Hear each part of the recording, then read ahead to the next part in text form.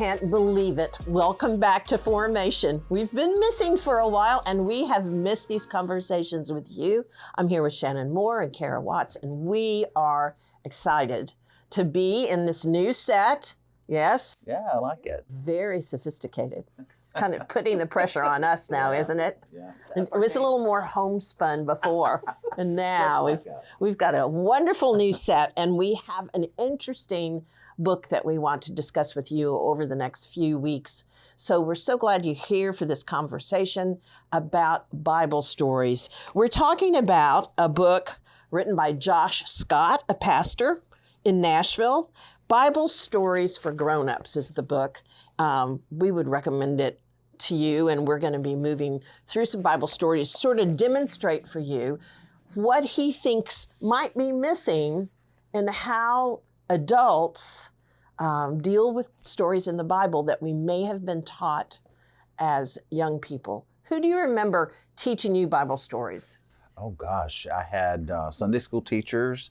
My third grade teacher, Miss Dale, would read us a Bible story after lunch every day. We would come in after lunch, put our heads on our desk, and she would read a Bible story at school.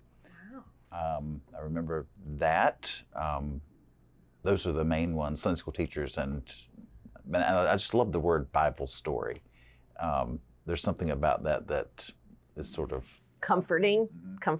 What about you? I remember my parents told a lot of Bible stories, or we read, like I'd have a children's Bible and would read those stories.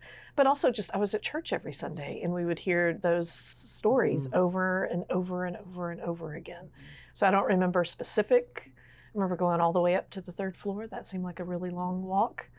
But that's where I heard those stories. I would suspect that anyone fortunate enough to grow up in the church, as the three of us did, had a steady diet of Bible stories taught by people who loved the Bible, and, as we know now, edited out some very problematic things in Bible stories. There's a lot of violence in Bible stories. And maybe added in some things that weren't in the Bible. Don't you have an example of that? Yeah. Or do you want to tell us about that? No, we'll wait. Okay, all right.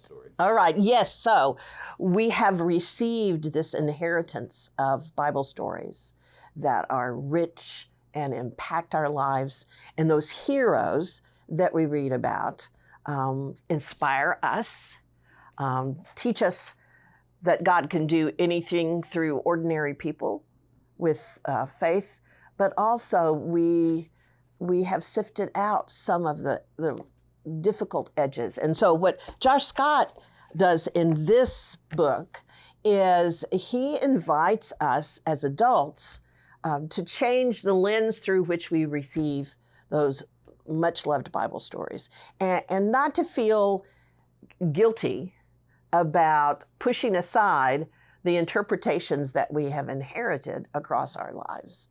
We're going to talk in our next session about how we heard the story of Noah and the flood, and how that story was told, and what that story, if we look at all the details as they are in Scripture, what that story speaks into our lives today. But we have softened the edges. I remember when Ben, my son who is 44, when I would read Ben Bible stories, I would go to the Bible story book and then I would see, well, how did they treat that one thing? And are they including that detail? And I think it was the first time, because I had a child, that I really struggled with, well, a lot of people are dying in this Bible story, and how am I going to explain that to Ben?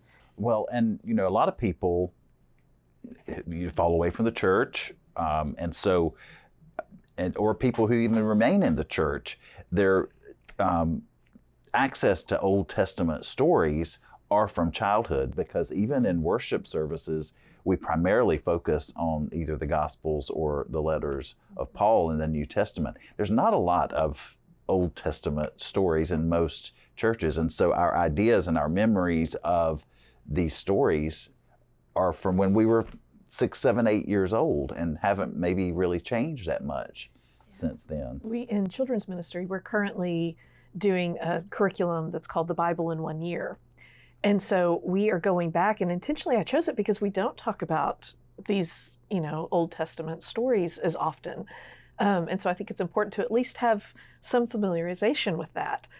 But it's been very, very complicated to figure out how to tell. We recently did the story of Noah's Ark, and at one point, a very young child said, wait a minute. What happened to all the other people who weren't on the Wait a minute. Yeah. And so, it's trying to figure out how to care for those that are hearing these stories, but also sharing what's going on, and that God used people in these amazing stories and incredible circumstances. And also, some of those are really hard to hear. So even if you just focus on Noah, there's a whole lot of that story, as we eventually will see as we talk about it, that you really need to talk about, that you can't just say it was cute animals. So it's hard. The members of University Christian Church have a message for you. You are valuable, worthy of love, and already part of what God's doing in the world. We invite you to join us on Sunday morning for worship. Traditional worship in our sanctuary at 9 and 11. Simple worship in the chapel at 9:30. Visit our 10:10 service in Walker Hall. We're a church of open-minded people who value curiosity and recognize that we don't have all the answers. We strive to be open and honest about where we are on the faith journey. We seek to practice compassion and generosity. All are welcome at University Christian Church, where you can experience Christ's courageous love for yourself and learn to carry that love with you wherever you go. Explore our programs and upcoming events at www.universitychristian.org. Don't forget to stay connected with us on social media. And I think in any conversation with a group of people who have Bible stories they love, trying to see it as it is on the page of whatever translation of Scripture you're using, might seem uncomfortable we're not willing, I think, as adults, to be surprised. What? I didn't know that was in there. Right. Look what God says here. Would God really say something like that? Because my grandma told me this story, and I don't remember that part. So as you're part of this conversation with us, and you're feeling, I've already had one conversation with a group of adults about a story in this series, and if you're feeling a little uncomfortable, if it seems like we're taking some liberties with the details of the story, I think that's part, you're illustrating what we're talking about here. That if we want to be sentimental and cling to some other person's interpretation of what actually is there on the page, we're not going to hear the full message of the story. Right? And these are all troubling stories, and I think we'll leave each of these sessions scratching our head and going, I don't know about that story. So it is difficult, and I'm glad to hear, even struggling to we want to have a full diet of Scripture, right, from beginning to end, and yet if it's problematic, do you ever, we wouldn't use scriptures like this ever in a worship service. Rarely, unless it's a special series or something. And, even right out of the gate, at the beginning of Genesis, there's two accounts of the creation. And sort of like we do at Christmas time, we sort of mash them together to make one, homogenized version. Yeah. But there are differences, big differences in those stories. And we have to wrestle with that if we want to increase our biblical literacy. So Josh, Scott encourages us to be curious, to just be curious. And, well, this is strange. And do you notice this detail here? And why did that happen in that order? That we bring our curiosity to the stories, that we let the stories speak to us in the context in which we find them in Scripture, what was going on around before and after this particular story, and what were the people dealing with, and that we don't resist letting an ancient story speak to our world today. Mm-hmm. and that's a very rich gift that we would get from these stories. But I also think two things can exist at one time. We can explore these stories as they're written on the pages of the scripture translation that we're using, and we can hold the sentimental feeling that those stories have for us from childhood. Yeah. Identify that and give thanks. Give thanks for the people who taught us over our lifetimes. But also be open. Yeah. Be open to some surprises and some new meanings. And so tell me your favorite, in the Bible stories, one of your favorite heroes, without getting into the complications. I always loved the story of David and Goliath, this small child who took on this mighty giant. I mean, as a child, what an incredible, an incredible story of nobody else would do it. And he said, right. I'll do it. Why are you guys hanging back here? Yes. He showed up all of his brothers. He stepped forward. Exactly. There's some humor in that.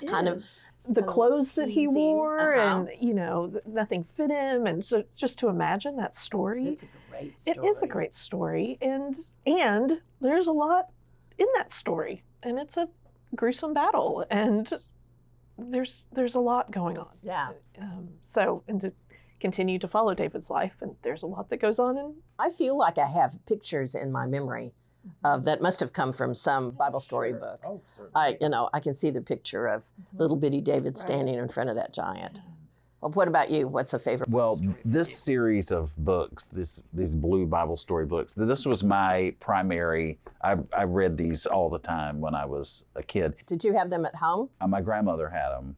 And then, as we've discussed before, they were at various dentist offices and doctor's offices. Yes, we have discussed these. But there's a little short passage in Genesis about a man named Enoch who walked with God and he didn't die. God took him. That's all it says. There's a whole chapter in this book about Enoch.